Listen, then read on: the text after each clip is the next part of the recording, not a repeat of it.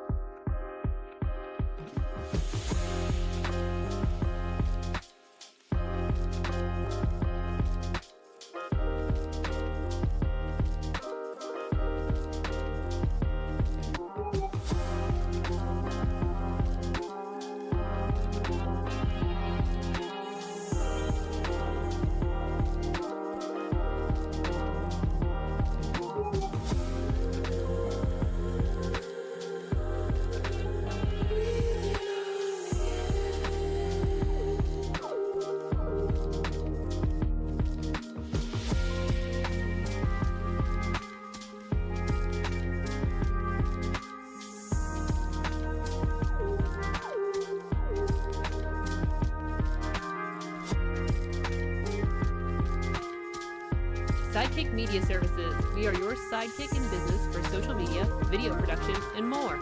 Find out more at sidekickmediaservices.com.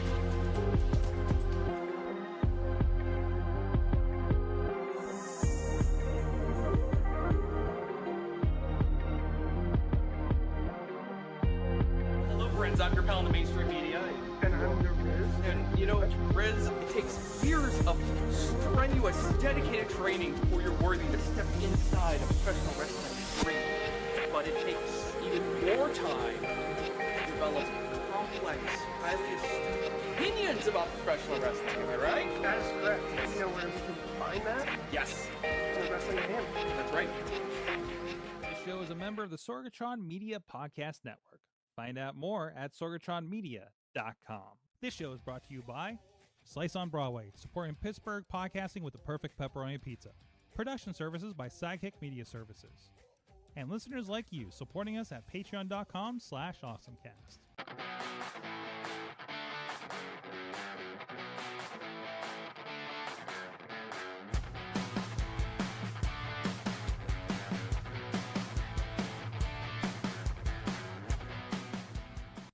Time to get geeky, get awesome. It is the AwesomeCast. I'm Mike Sorg at Sorgatron in the Sorgatron Media Studios in Pittsburgh, Pennsylvania. And I think I hit the button so I can see what we're doing outside because I forgot to open the window. Anyways, we like to get geeky with you and have fun. We got a whole crew with us today. First of all, from Studio Duds in the Duds verse, in the multi-Duds, Katie Dudas is with us. I have pie. You've Cherry. I saw you went munching to- something. Is that an Eden Park pie? No, this is Hanlon's. Hanlon's. Oh, of course. That's the other Mhm. choice. Yeah, I didn't know they were a pie source. Yes, they are now. Oh, okay. I'm gonna have to keep that in mind then. Excellent. How are you doing? Have you recovered? We'll talk a little bit about your Scarefest last night. I'm doing well today, thank you. Good. Excellent. And also with me from the iPhoneography podcast, Dave Podner. Glad to be on.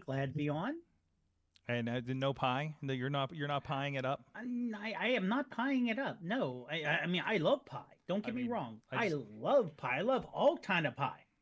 But I just don't have any right now, and that's not right. I will have to fix that after the show somehow. I'm not sure how, but I will need to fix it. I'm just rocking the pumpkin spice latte. Yep. Mm-hmm. It is fall, even though it's 80 degrees. That's how we energizing. Well, let's get into the show with our thing of the week. I mentioned Katie's scare session last night. Yes. So we decided. So Riz and Katie play games every once in a while here in the studio, and we decided to do spooky games. And I saw there was a nice bundle of the Five Nights at Freddy's, and Riz talks about Five Nights all the time. The time. And I was shocked by a revelation last night when we went and booted this thing up. Katie, do you remember what that revelation was for as much as Riz talks about it? No. He's never ever played it. He's been telling me about this game for years, and he's never actually played it hands-on until last night. What are we doing here? Oh Oh, Riz. No, So I can't say much because like I do that with TikTok. I'm like, "Ooh, what's that's this?" true. And then I'll never play it. I've never been so enamored with a game that I've watched people play it. So and I know there's a whole like group of people that do this. That's why Twitch exists, right? But you know, it just astonished me that he has not once picked up this game or apparently properly owns it. And I now own 2 copies of the first game. So because I haven't played it on my phone after I watched the movie and everything. But anyways, so you got to experience some games. We played a little Friday the 13th, a little bit Dead by Daylight, which is kind of the same thing. But Five Nights at Freddy is the simplest game, and yet seemed to have the most jump scares. Oh, I screamed the first time like they came to the door. I screamed. I was like, ah, and then I was dead. So that it did not go well. Riz did fine. He made it to night 3. Did not succeed night 3, but made it to night 3. No, that's about all further I've gotten. So I mean, you're basically in a room, and yep, there he is. You've closed the door already. You're waiting for the dude to go away.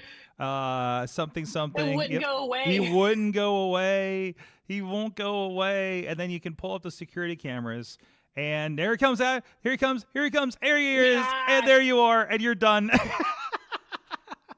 I couldn't imagine. I couldn't believe how much I looked over, and you were playing through your shirt up like this over your nose. Yeah. No, I was watching Riz do this because I couldn't play like this, but I could do Riz. I was like, this is how I watch scary stuff. And it's like a $5 game on most platforms. I just feel like I've gotten the most out of it. So, are you downloading on your phone, on your Switch? You gonna play it some more, Katie? I should. Oh no, I can't put it on my Switch. Why? Because sometimes my Switch gets borrowed by my nieces and nephews. It's kind of like it's not a gruesome game. It's actually kind of rated for. Yeah. It's like jump scare. I feel it's very goosebumps, if you will, right? Yeah, right. Yeah. So because they play Among Us, and we talked about how the other games felt like Among Us when you would do the hide and seek game. So they've played that. So I mean, that's not too bad. But yeah, I don't know.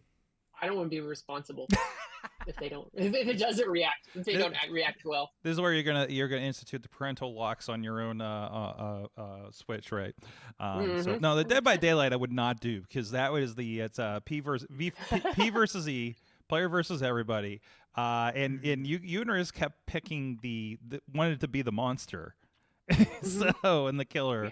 And there's a whole thing where you beat them, and you find somebody, you stab them, and then you put them up on a hook for like a sacrifice or something, right? So so that was just really, really interesting. And I was surprised because I knew you don't do good with first person games. Yeah, nothing. Don't make me first person. I have a hard time. I'll just look at my feet or the sky or the wall. It'll be like, what are you doing? But yes, I did pretty well. I was proud of myself. Yeah, you did do pretty well. And then the Jason, where I was in the closet, was fun. Oh, Friday the 13th. Yeah, you had kind of a chubby avatar, and his stomach kept popping through. I went in the closet and hid, and it was just like belly was hanging out. It's like nobody's gonna find me. Nobody's gonna find me at all. And then we poked into. It was just like we just ran through like spooky games for a couple hours. It was a lot of fun. The other one was Vampire Survivors. Oh yeah. What did I say? It's basically Gauntlet on crack. I think they refer to it as a bullet hell game. We got to the end of a level. Hold on, let me see if I can see how crazy this gets at the end. Because you basically have the last 30 minutes. And at the last minute, they just come at you. I hope you leveled everything up. And it's like, I think I saw something like 1 million hit points or something like that. It was nuts, but definitely worthwhile. This is on Game Pass right now. It's also on Apple Arcade if you want to play it on the phone. And we discovered that there was a co-op version, which was amazing. I've only played this by myself. This is so much more fun with other people. So we had a blast. It was a good time. Yeah, so Vampire Survivor, and these are all, I think, just about. There's a Game Pass one. Dead by Daylight, I think, is a Game Pass game if you want to play that. Friday the 13th, I think we purchased a while ago, and I don't think it's being well supported. But the Friday the 13th is nice because they have most of the Jasons. Like, wasn't the purple Nintendo Entertainment System Jason was in there, right? That was the one chasing me and was gonna find my belly hanging out the closet. But yeah, it was so cool. And then the music, remember the music changed to like the original. Yeah. Like when he would get close, it was like the original Nintendo like sound. We'd be like, oh no. Yeah, it was because you hear the and that's like kind of your indication of how close he is. Mm-hmm. And yeah, and it just turned into like what is this 8-bit sound? And it was like, oh, it's the NES version. So, like hide. So what was your favorite thing you played yesterday? Oh gosh. Well, Five Nights with Freddy was hilarious. It was just so fun because it was Five Nights at Freddy's was so much fun because it was I knew what game we were getting into and we had but like I liked the vampire one. I think it was just so much fun that we were laughing so hard, like of just like powering it up, and we would laugh because my character was throwing candelabras. Riz was Santa water. For whatever reason, it was called Santa Water. And then you were tossing whip. You had the whip thing. Yeah. So it was just like us just circling each other, like a tornado of just stuff we were tossing and hitting people with. It was fun. It's so much fun. And then you like get a treasure, and it has this graphic that pops up, and it's like a freemium like dopamine hit game. I think, and I think the original game is a freemium game on like maybe the iPhone or something like that. So I think that's why there's all these elements in here. But obviously, if you get it on Game Pass, you get it over on Apple Arcade. You don't have those kind of into it. So there's a little bit of things to poke at. Friday the 13th, Dead by Daylight. There's a lot of stuff in Dead by Daylight. Again, Friday the 13th and Dead by Daylight are kind of the same thing. Everybody else, one person's the killer. It's kind of like it's Among Us if you know who the imposter is, right? Yeah. And everybody else has to like turn on a machine or do some tasks and try to escape or call the cops or something to beat you or escape, right? Yep. And it's a lot of fun. It can be co-op on one side. It's one versus everybody. And you can get a lot of characters in it. Like you got to purchase them, of course, but there is like Michael Myers. What did I say? Chucky was in it, I think. Leatherface. A lot of the classic monsters are in there. Like I saw Resident Evil people were in there as well. So it's a lot of fun if you dig into it. And you can spend a lot of money on the avatars and everything too. So a lot of fun. I think this is a co-main event, correct? Or a awesome thing, correct? Yes, we're co-awesomes. We're co-awesomes this week, yes. Co-awesome. So, Potter, do you play a lot of spooky games, especially in the holiday season here? I really don't. No, I don't play a lot of games, period. And I'm not into this. Even though I love Halloween, I love seeing what everyone does with Halloween, I'm not into watching the spooky movies or playing the spooky games. Okay. Now, one thing I do love, and this is similar to Dutter's reactions when Riz was playing. If you're familiar with the show, the podcast, The Morning Stream with Scott Johnson and Brian Ibbett, Scott does playthroughs on various games and scary games. And his jump cuts are hilarious when he gets scared. Just like I forget the game, the one with the very tall vampiress, or not, maybe she wasn't a vampire, very tall Resident Evil cosplayer by her. Or Resident Evil, the tall white lady that I was going nuts for on the Resident Evil 8. Is that what we're talking about? I think Big so. hat. Yeah, the hat. The big hat. Yeah. And just his complete reaction, where you have this 50-year-old man who's like your height, Sorg, okay? And you see him act like this young teenager when he gets scared. Like that was basically us last night. Yeah. You see him like, shite, no, don't you, no, bees coming out of the crotch. Don't do that. Oh no, I haven't played I honestly haven't played a Resident Evil game, I think, since 4. So I'm not caught up on all the craziness they're doing over there. But just kind of reminds me of that. I almost wanted to grab one of the remakes of Resident Evil, like 2. I think is on Game Pass. I almost threw that in there for you guys last night, but I felt like it'd be too much to get into. But anyways, No, a lot of I fun. should have suggested Maniac Mansion. You did suggest that, yes. If I knew that game still scares the crap out of me. Really? Oh, you know what? I think it might be on the RetroPie. I should have seen about pulling it up. There's got to be some remakes or something out there too for it, right? It's like you gotta update it because that the Nintendo interface had been so rough. That's the only thing that turned me off from grabbing that game. I was so interested in it because it seemed so different at the time, right? Like you're used to Nintendo games, and here's this like scary Nintendo game. It was a LucasArts game, wasn't it? I think so. Like back in those days when they were doing like Full Throttle and Sam and Max and all those things on the PC. So that might be worth going back through and see what that's about. So, anyways, so Podner, I think you have a less scary, awesome thing of the week. I do, but a little bit more expensive. Uh-oh. So this is put out by a company called Reflex. Now, they already make iPhone lenses and lenses for other mobile devices. And they have their own app. So there's the Reflex app. There's Read Held.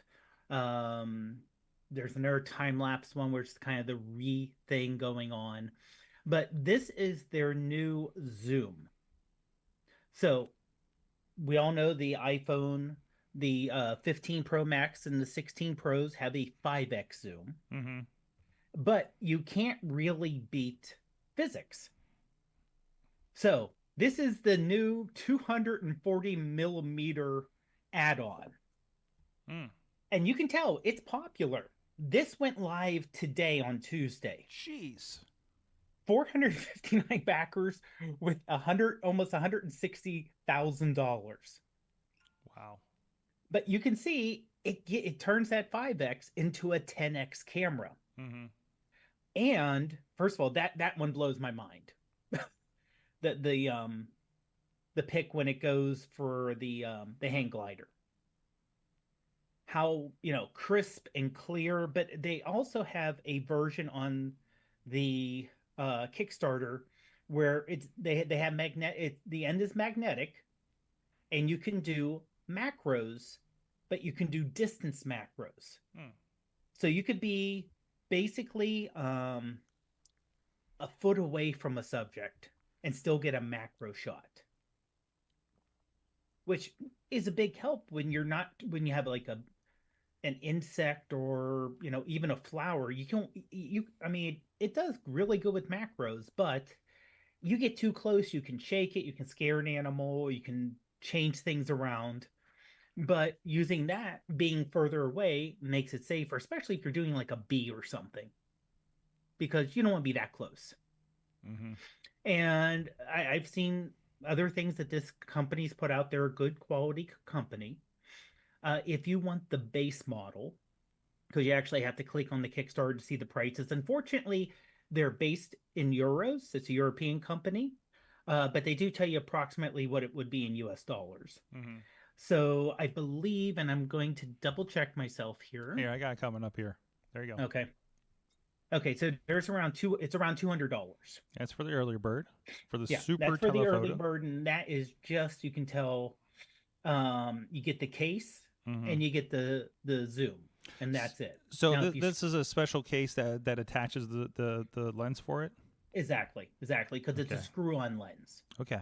So the lens actually screws into the case. Mm-hmm. For $260, you get 2 macro lenses. Mm-hmm. And it goes down and it tells you, you get additional bundles. They actually have other things that you can add on to it. And it gets, like I said, the 200's you get the ultra set there. That's $940, but there are so many lens and attachments here. Yeah, so if you really want, you see the anthropomorphic lens. Mm-hmm. Oh, there's the ultra set. Mm-hmm. So it even goes higher. Wow. And I think that's as high as it goes. Mm-hmm. So basically, if you're serious about photography, or if you need that extra reach for an iPhone, it's not ridiculous. I mean, it's expensive, but for a decent lens, a good, aluminum frame on the lens. So the cylinder's made out of aluminum and real glass. Yeah. You're going to pay money. This is literally one of those things you pay money for quality. So to what extent, obviously, the limitation, other than the size of the lens itself, that comes with the iPhone, this is trying to circumvent that issue, correct?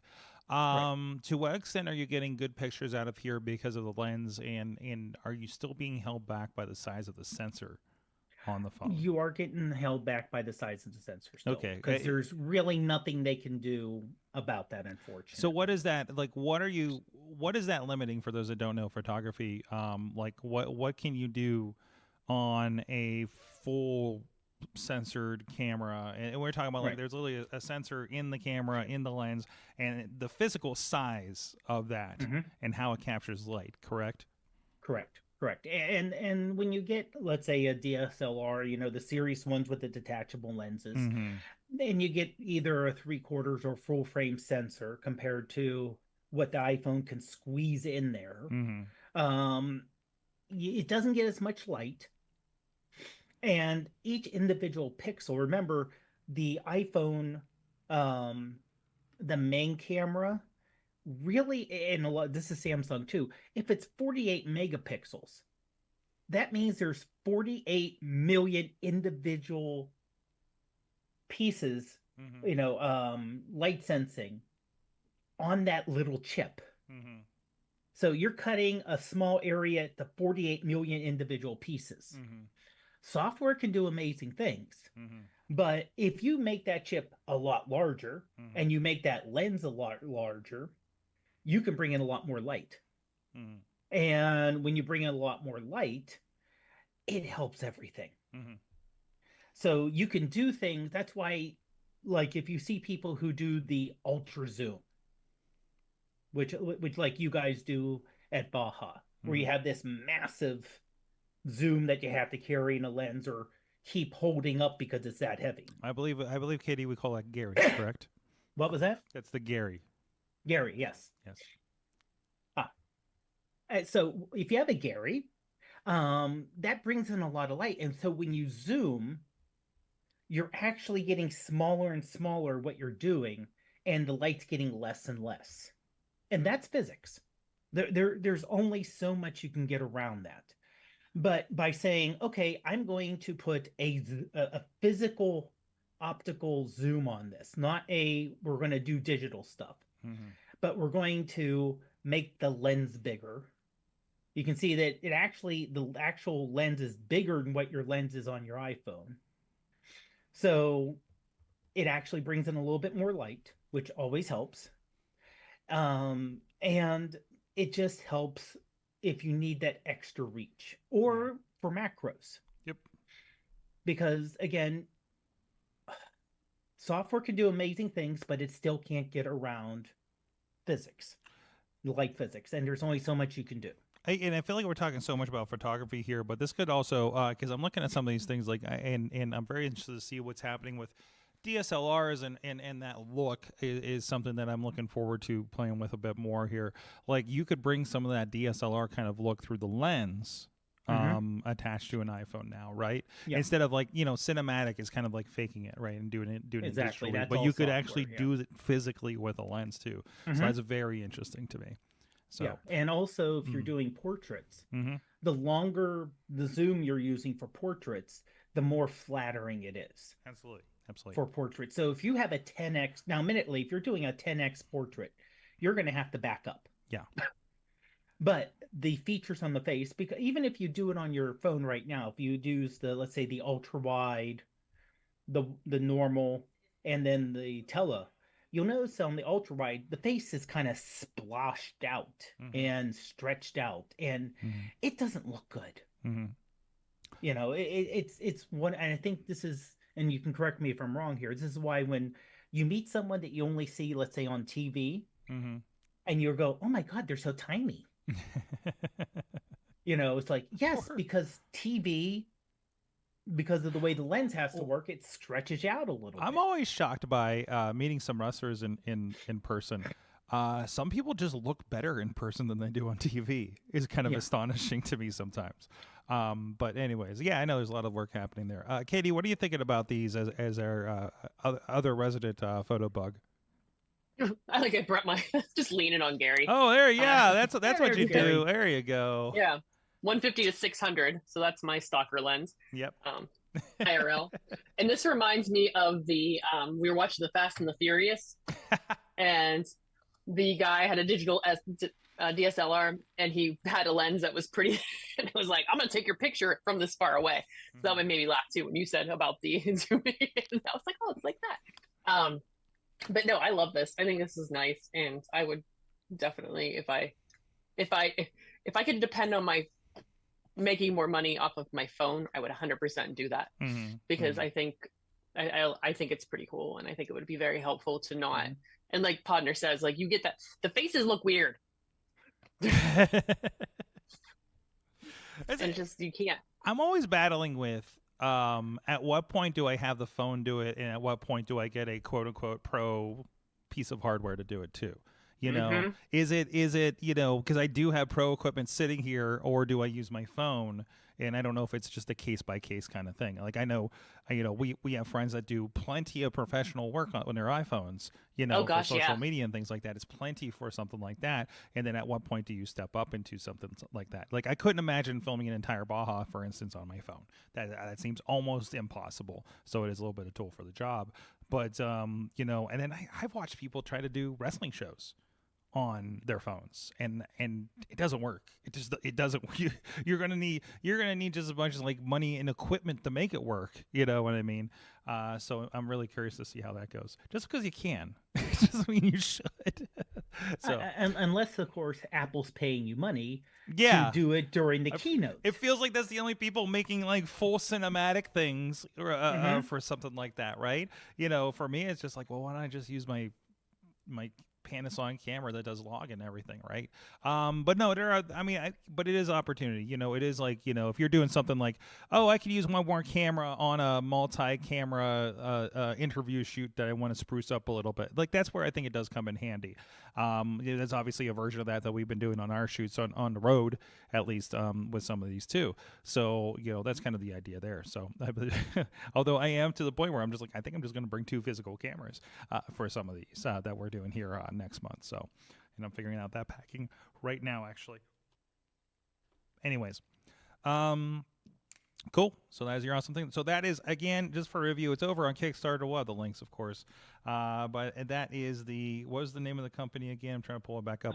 Reflex. Reflex. Yeah, REE. So it's 2 E's, FLEX. And that's the Super Telephoto 240 millimeter Kickstarter over there. 156,000 of their $10,000 goal.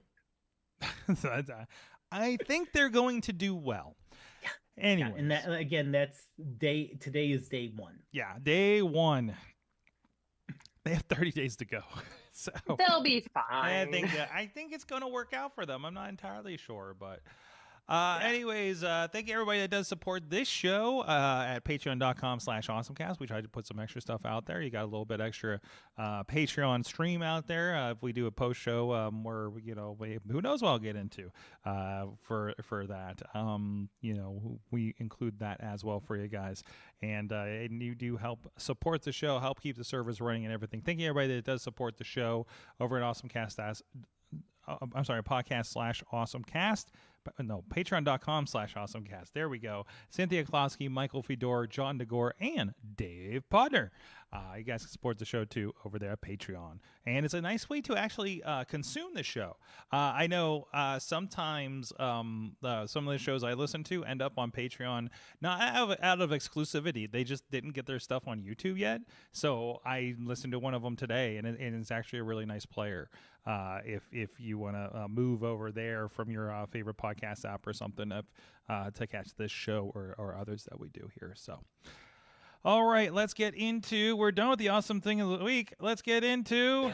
It's the news. What's out there that we want to get into? Podner, you have a lot of stuff going on here. Yeah, I do. Well, let me do the don't buy a Mac now. Don't buy a Mac now, and then we'll have Katie talk about something that's going away. Yes. So basically, if you're interested in buying a Mac, now we're talking MacBook, iMac, I should say MacBook Pro, iMac, Mac Mini. Heavy rumors that next week Apple will have an M4 Mac launch event. Okay. So that, and the one rumor is the Mac Mini, basically the MacBook Pro are just going to have new chips. So have an M4 chip. The iMac probably just an M4 chip, not much of a redesign of the physical thing. But the Mac Mini, which really hasn't changed shape and look since the Intel days, will be getting a redo. So more USB ports possibly. Maybe an update, a shape change. It's still going to be, like a little, a short little rounded square, but a little bit of a shape update, a port update, because like I said, the actual shape of the aluminum block has not changed in a long time. So, and I know people do like the Mac Minis because it's cheap for a Mac. Especially if they put the M4 in there. It has lots of ports, and if you already have a monitor and you already have a keyboard and mouse, it's already set up. I mean, all you gotta do is just plug everything in, so it's a lot cheaper, and it's modular in terms of, you don't have to worry about if the keyboard or mouse goes and it's really portable if you're going somewhere that you can just hook up things to it. Literally, when I was having the problem with my my Mac, had to go in the shop, I was trying to consider if the Mac Mini was coming with me to Michigan, so to get work done. No, absolutely, and even I just did really quick look at the specs. The Mac Mini and even the Mac Mini Studio are still on the M2 processor situation. So I'm running a M1, not seeing. Honestly, most of the issues I have is because I have way too many hard drives and they get kind of mucked up sometimes. Some old Drobos and things like that. Like I'm noticing just like hangs and beach mulling on Final Cut projects. But that's more of an organizational issue than the machine itself. Right. And what an M2 Pro I think is in the MacBook Pro. So I'm not feeling anything there. Would like a little bit more RAM. Starting to butt my head up against that in Firefox of all things sometimes. But I'm also like uploading, downloading stuff. So I think that ends up starting to build out what's happening with the RAM. So I think that those I get another year on my Apple Care. I'm going to be good for a little bit. But anyways, no, it is time to start kind of looking at, okay, is there going to be an advantage kind of moving up here? Are we doing enough 4K on our side to be able to roll up something like that? But honestly, if you got at least an M1, I think most people are going to be just fine. Yeah. If you got an M3, don't think about it. If you got an M2, see where you're at with things. The performance is going to be up, but I think it's really kind of nominal right now for most people, unless you are shredding 3D and 4K projects out of butt, So. Yeah, I mean, like I said, it's the M1 when it came out just blew absolutely the existing Macs Intel just completely blew them out of the water. I don't want to say destroy PCs because they're hard to compare still based on software, but especially for power versus how much power a chip versus how much power it drew. I am continually shocked. It's amazing. At the battery on Katie, I don't think you've done a battery repair since you've gotten your MacBook Pro. Like, is it still holding up pretty good for you? I feel like mine was up until I had my issues. Yeah, it's fine. I mean, you can tell the battery's starting. It doesn't hold its charge as long, but it's still plenty. It's long enough for what I need. Yeah. Yeah. So that's been really impressive, and then even more so when I had that, what was it, at M3? I think I had for a week there as the quote unquote loaner. Other than 8 gigs of RAM is not okay. So, Katie. By the way, Katie, I think we noticed a new problem with your new monitor. Did you see that? What? I lit up? No, it's very shaky. Oh no, that's not the monitor. Oh, that's isn't? Me. I just saw it moving. Yep. No, there you go. that's the thing on here. Okay. My laptop's on. Oh, okay. Okay. I never noticed it before, and I knew you got an upgrade to the monitor. So I just wondered if it was just like yeah, I know it's larger, so I just figured it was wobblier. So anyway. No, my new buddy's over here still. No, I usually don't as much as I've been doing on my desk. That's the noise. Well, I say we're talking about. Oh, go ahead. No, go ahead. I was going to transition to your thing unless you had something on the last go ahead. thing. No, go ahead. I would say, speaking of new, we hear about new things, but how about some things that are going away? Oh, we're gonna lose Foursquare, the app. Aw. So yeah, it sounds like it's transitioned. If you were original Foursquare person, we all fought over mayorship over tunnels and bridges in the city of Pittsburgh. Yes. So for a long time, that's how actually our friend Riz got his nickname that I call him. We can talk about that after the show. Oh. Yeah, reveal how he got his nickname and whatever. But it's funny because we checked in, we all fought over mayorship, and then it transitioned into more of a city thing. Like, here's what's going on in the city, places to go, and like that's a very busy space already, which is kind of a challenge. But so they're partnering out, they're getting rid of it. Takes time to shout out the founder. Takes time to shout out the old school Foursquare consumer product engineering and infrastructure for all the work they've done over the years, and the super user community. Remember the super users? I don't think I ever made it to that level. It's very sad. So, and this company had transitioned pretty well. Like, while you don't see, like, we're not physically checking in on an app or like explicitly checking in on an app or anything like it used to be. And like, your friends get notifications. It's kind of been replaced by, check-ins on Facebook if people even do that, or just here's my Find My, and follow that kind of situation. Right. They do a lot of back end. My understanding is like back end kind of traffic and things like that. They kind of became more of a B2B kind of company to my awareness, right? And now that company still exists. It's just the Foursquare as a product, like Swarm, the Swarm system, which is what was the next step of it, I think. The next product they released, that does still exist, correct? Yeah, I think so. Now I'm going to look. I'm like, do I still have that app? I like how apps quietly go away, and then you just go to use them, and you're like, "Oh, wait a minute, what happened to it?" I did check it on the App Store, and the Swarm app is still available. And even if you go to Foursquare.com, it tells you the businesses list or your business or or stuff like that. But the big thing they push now is the future of geospatial technology built by Foursquare. So I think it is that kind of thing. Like, I think this is like, if you do want to build a like an open table or a check-in, kind of system like this, it builds on their network or something, right? So, bringing your own data, talking about for sales and exposure and retailers and holiday sales and things like that. So it's kind of like another level of things. It's no longer so much a consumer product, I guess. So I'm in Swarm, and I had no idea how many friends still use it. I felt like randomly, like some of our friends were checking in a Swarm. Like I was getting like the Facebook like posts about it, like that automatically generated or something like that, right? Like I feel like Uncle Crappy might have been doing that in recent years. Like it was just like Swarm, who's still doing this? But I don't know. Swarms with friends. What's that? Oh, I forgot. I was Hello Kitty on a toilet. That was my image on Foursquare into Swarm. Checks out. Perfect. Yeah, that's pretty much on brand, isn't it?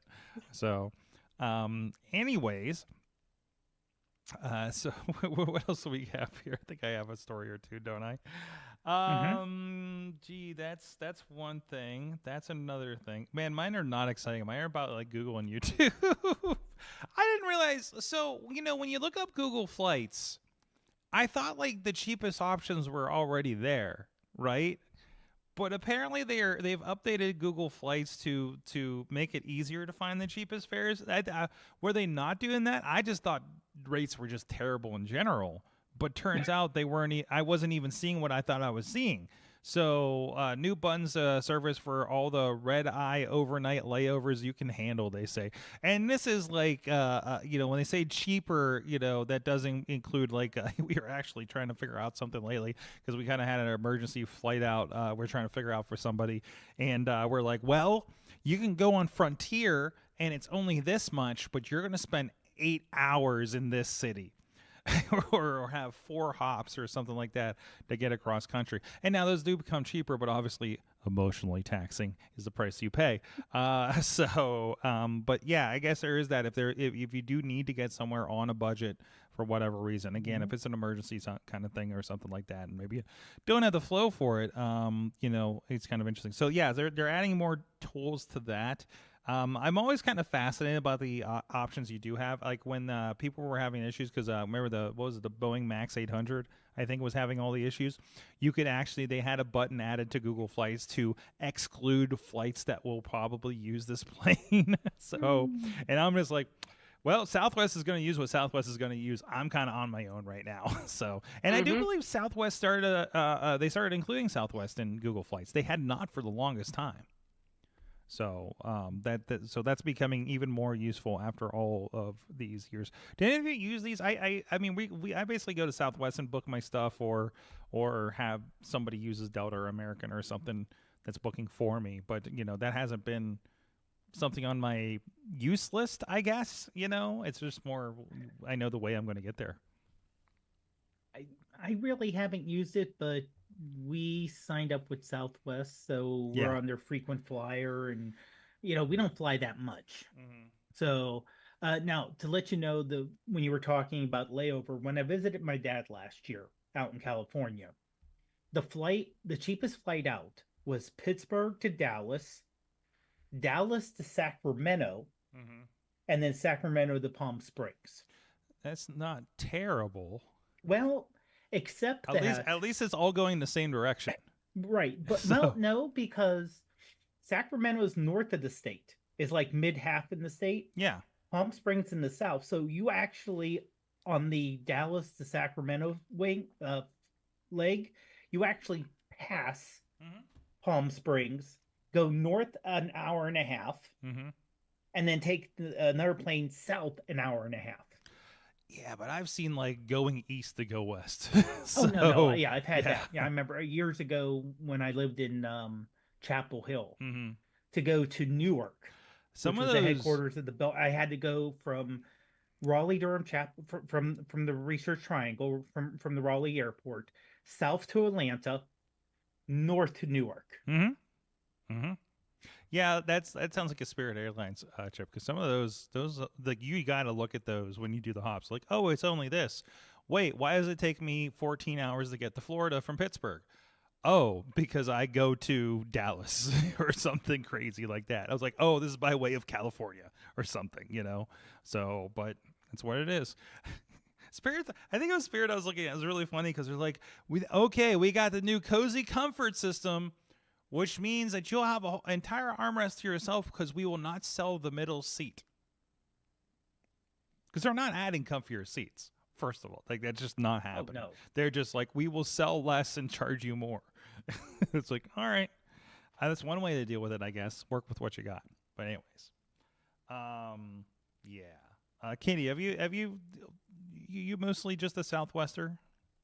Right? Well, I like you said, I when I would use Google Flight, it was like there were things the price difference wasn't there. It was just like, oh, this is not far off from what I was looking at. Yeah. And it's kind of annoying because you can't find very many red eyes and things when you're trying to let me see, it's like always, you want to do this one and blah blah blah. I'm like, no, that's not what I want.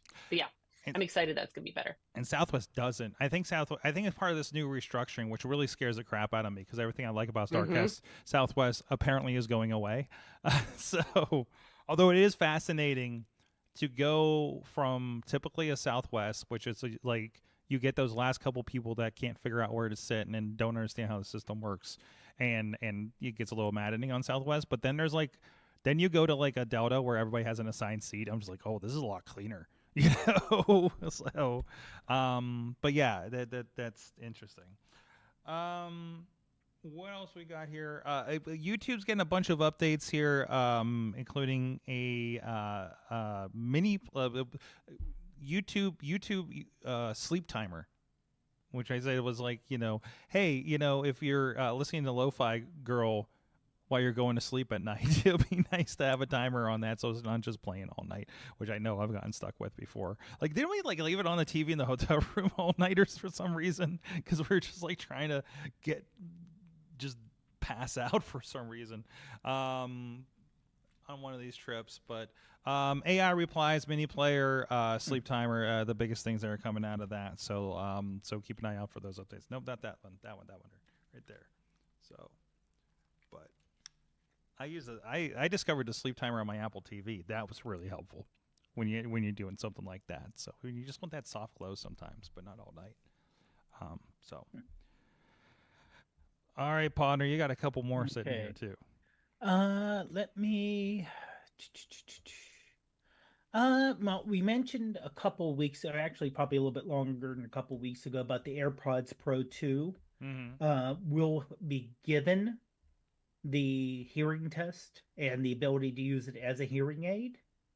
Well, if you do have AirPods Pro 2, when the new version of the operating system comes out next week at 18.1, that will have the update that will allow you to do it. Okay. So, and they're actually releasing it as early releases to reviewers and people to actually try it out. Because apparently it's not even available on the beta. You have to have the full-blown 18.1, and it's a matter of people now using it in real life, not just hearing what Apple talks about it. And in general, now admittedly, these are handpicked people from Apple, so grain of salt. But the reviews are generally good in terms of being people, and they actually test it with one person who does have moderate hearing issues, and they're like, yeah, I was in the restaurant and I could hear the conversation much clearer, and I could hear what's going on without everything being muffled or just being very loud. They did mention though that one negative is battery life. Obviously, if you have regular hearing aids, the batteries, since they are literally the little watch battery hearing aids, the little button here batteries, that will last you a whole day. Where the AirPods, they have you figure how small do those batteries have to be in your ears with all the technology they have in there with the circuit boards. So they say it lasts maybe 6 hours, and then you're dead for your headphones. So they said, if you're using them as hearing aids, and I'm sure Apple loved this sentence, maybe buy 2.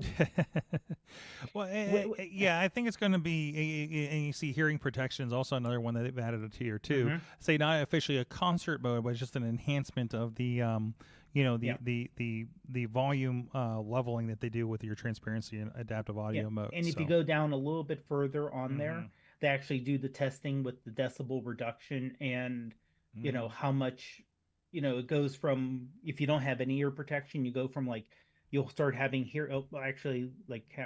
it goes from, you may have hearing issues if it's this loud for 2 minutes, but if you have the active hearing, you're good for an hour. Yeah.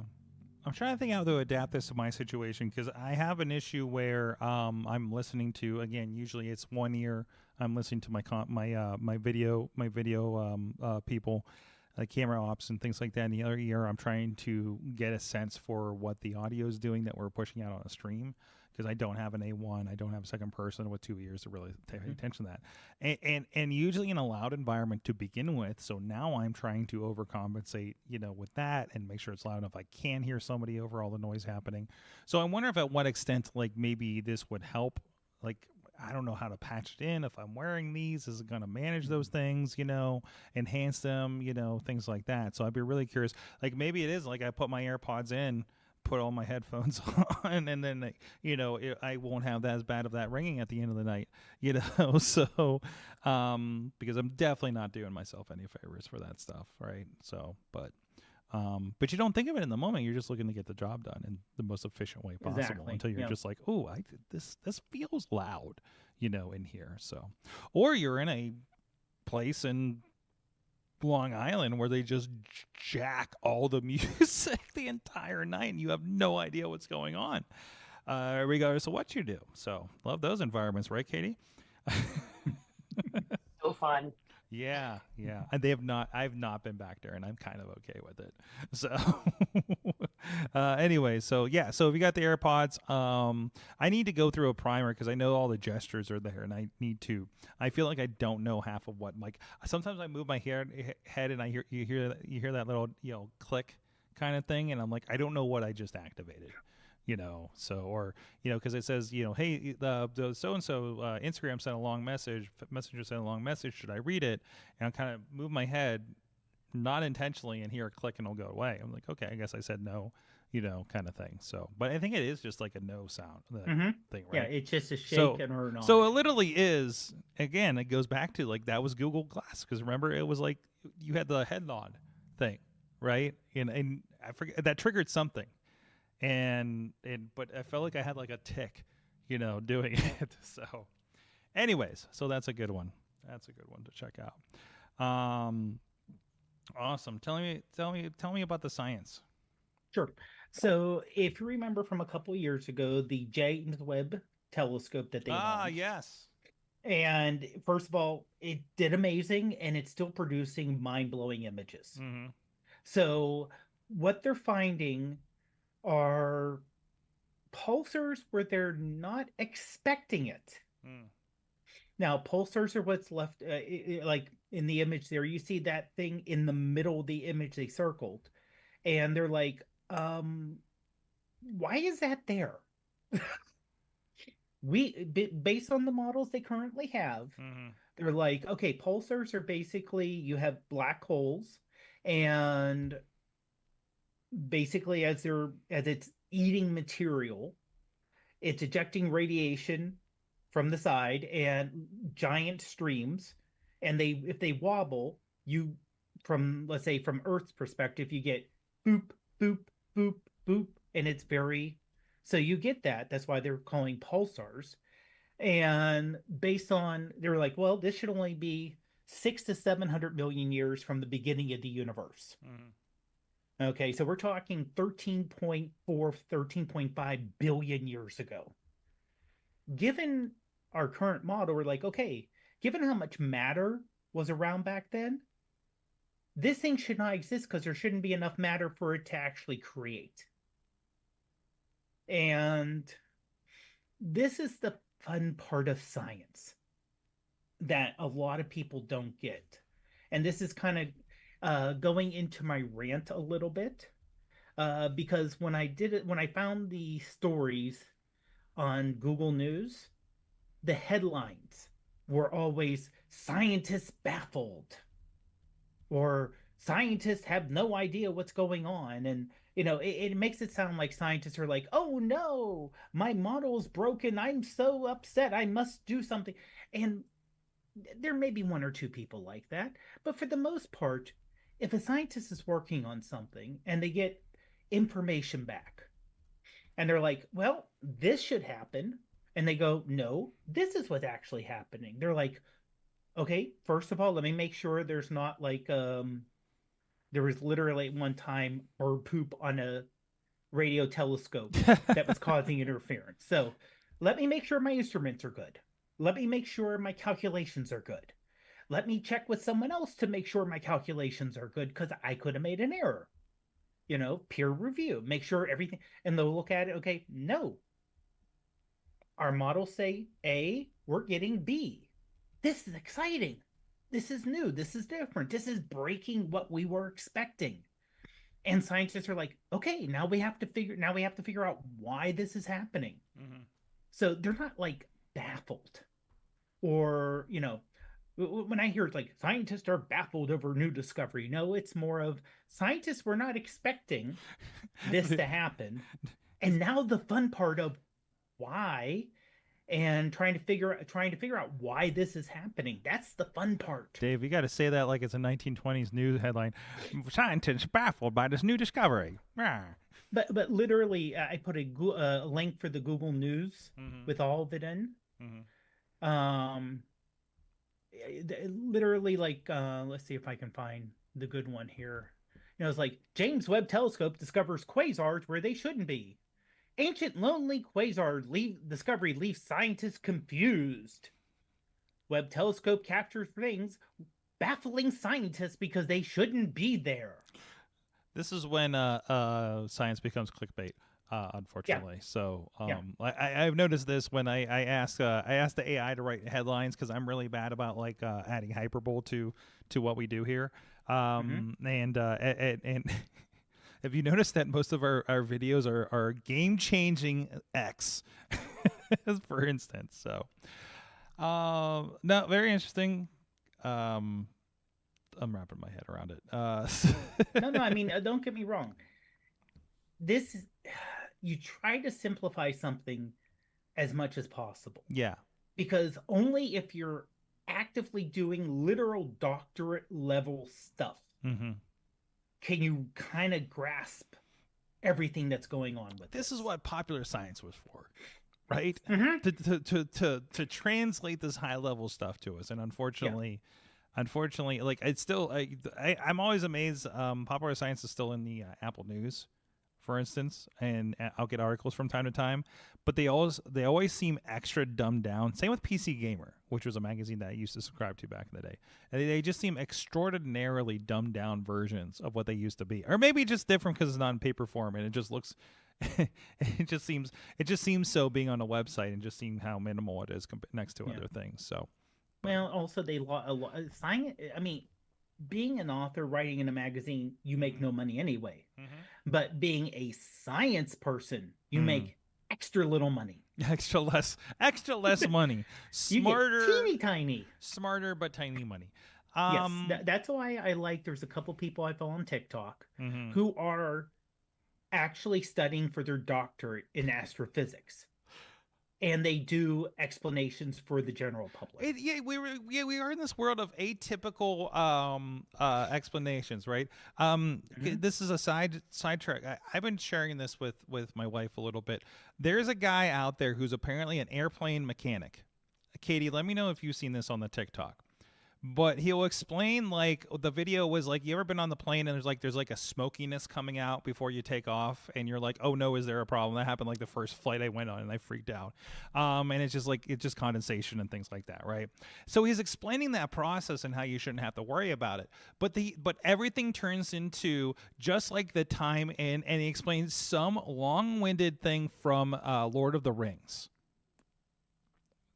And then comes back around to it. Like everything's just an introduction to him just saying about it's just like that time when Frodo dealt with and Sam was this and this and this, and it's like 2 minutes long, and like 75% of that is him talking about Lord of the Rings while standing in a plane or beside a plane.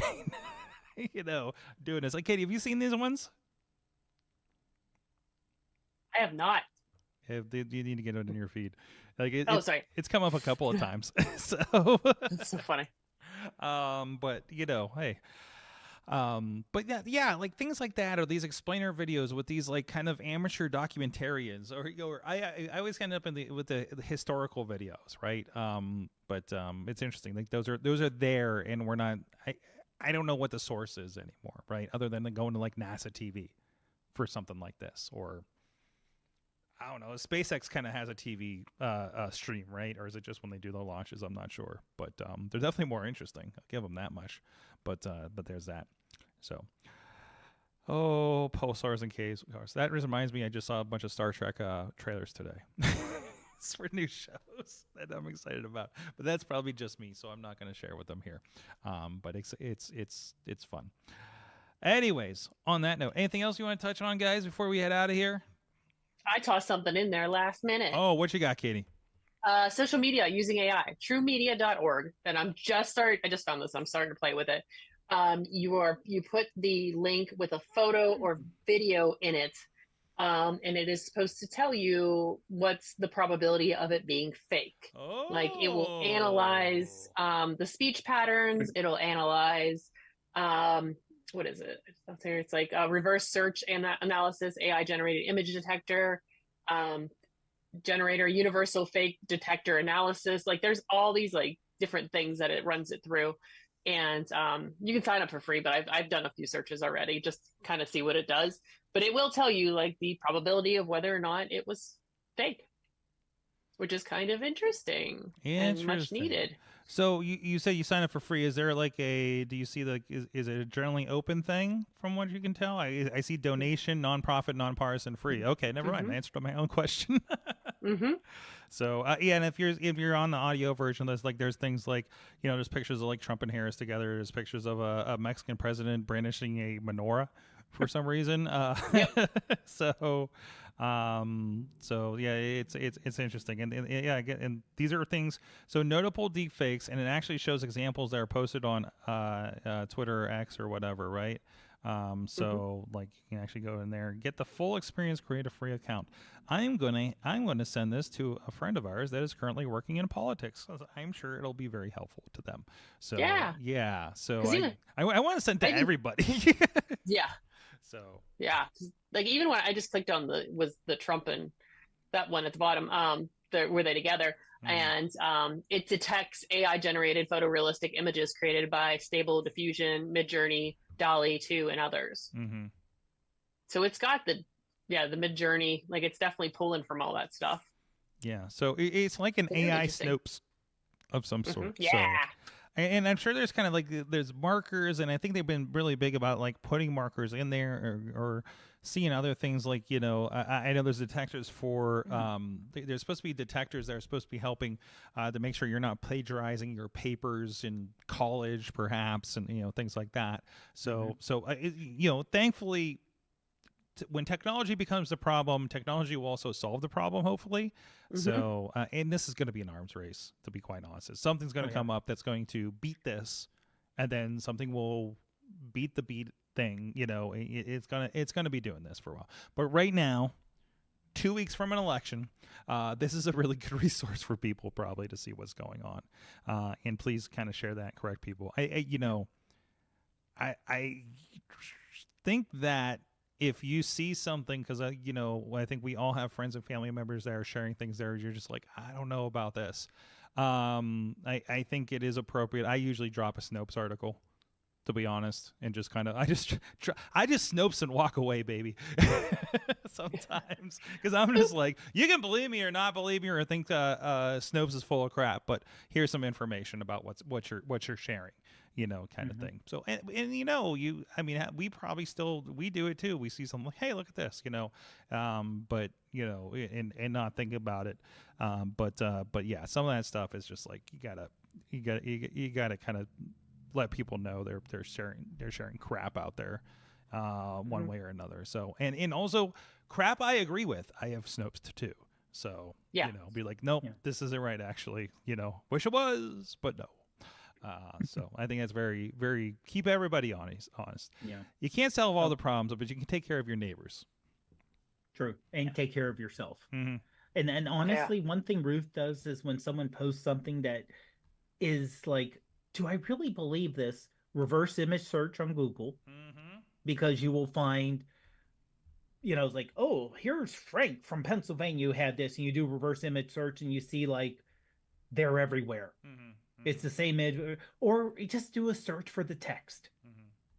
Do to copy the text, paste it in Google, and all of a sudden you'll find just the same text, and you can't find the main source. And one thing I do like about the True Media, like the image of Trump and Kamala Harris together. And it says here, there are several signs that suggest it's digitally manipulated. The lighting on both individuals does not match the environment. The expressions appear unnatural. Not adding things about people not being able to have a natural thing, depending on the person. And the background seems artificially blurred. So that's things that can actually help get your, as Carl Sagan called it, the baloney detection. Yeah, but also you need to consider not everybody has the eye for it that we do. Right. Right. But it's good to like, okay, this is what it's using, so maybe this is also what I should be looking at. All right, now I'm in it. I'm in it now. I'm in the newsletter. This is is going to be fun. Hurricane did not flood Disney World. Good news, because that's also in my future. So it is, yeah, it really is like AI snopes. That's kind of nice. That's good. I'm glad somebody's working on this stuff. So, but yeah. So, anyways, guys, it's been a lot of fun. We'll probably do a little bit of Patreon. Maybe we'll dive more into this. So, with less tact, who knows? But thank you, Dave Ponder, the iPhoneography podcast. Go check it out for your phone. Are you going to be talking about these lenses over on there, or have you already? We will eventually. I guess right now we're going to be talking about Dwight, who's our newest co-host, Mm-hmm. and his workflow that he uses for his photography, which it's a little different for what me and Greg do, because Dwight uses full-blown Adobe, shoots in RAW, uses full-blown Adobe on his desktop. So it's, in terms of getting his images. So just ways that different people work with images from their phone is what we're really going to be focusing on the next one. Nice. I need a video version of that. So to see workflows and stuff. Oh, that's the thing. Katie, I haven't tried plugging a hard drive into my phone yet. Ooh, very exciting. Yeah, you could do that. I forgot about that. Okay. We got to play with that workflow soon. KatieDudas.com is where you can see all the things going. That's Dave. Where you can see all the things going. I don't know. I pulled it up because I want to remember what it looked like. There it is. Dave. You got all kinds of things going on. You're everywhere. Sometimes you post about it. Yep. I need to be better at that. Maybe I'll work on that. That'll be my awesome thing of the week next week. It helps you remember that you did cool things, Yeah. Like it's my own, like that's my journaling, right? Is like, hey, remember that time you did this? Oh, I don't do anything. Oh, it turns out, this and this happened. So I figured out that's what I do a lot with my photos on my phone. Is like they never go anywhere. Like I got ice cream yesterday. I was like, ooh, ice cream at this place. Boop. It's for yourself until like Google Photos says, hey, remember this? So, and of course, at Sorgatron on all of the social medias for me, and you'll get a lot of updates and clips and things of everything that's going on in the podcast. I'm pretty sure more people watch the clips of the podcast than the podcast these days, but I think that's just where we're at right now. So this podcast is just a generational machine for the TikToks, or something like that. But anyways, we have fun with this. You can join us every Tuesday, 7 p.m. Eastern time. We are going to take a little bit of a hiatus because I got a vacation/work trip. Back to back, basically. And there's no way I'm doing shows during that travel time. So beginning November might be a little late, and if I think of something for a special, maybe we'll put something out, or maybe a classic episode or something. So keep an eye out for that too. So thank you, everybody. Thank you, our Patreon supporters. You have been our awesome audience. Have an awesome week.